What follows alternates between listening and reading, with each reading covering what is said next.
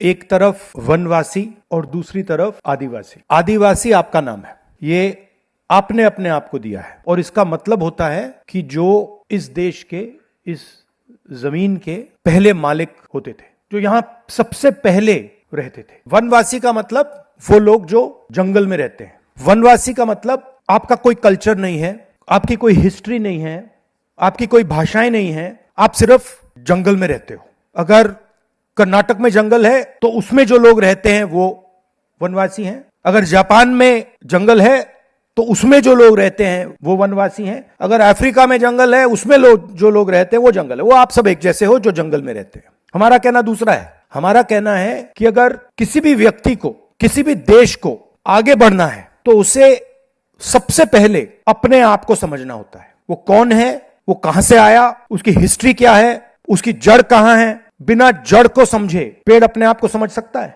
सवाल नहीं उठता। और आप हिंदुस्तान की कल्चरल जड़ हो।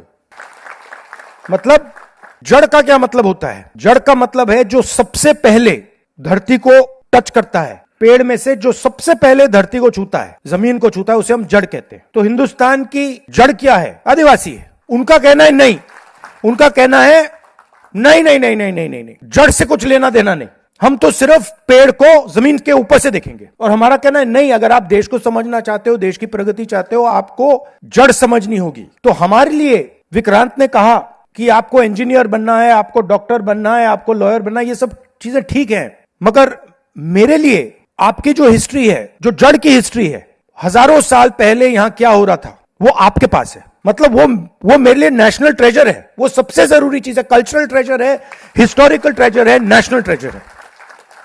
और ये इस शब्द वनवासी जड़ को काटना चाहता है, नेशनल ट्रेजर को मिटाना चाहता है, नेशनल हिस्ट्री को दबाना चाहता है। ये लड़ाई है।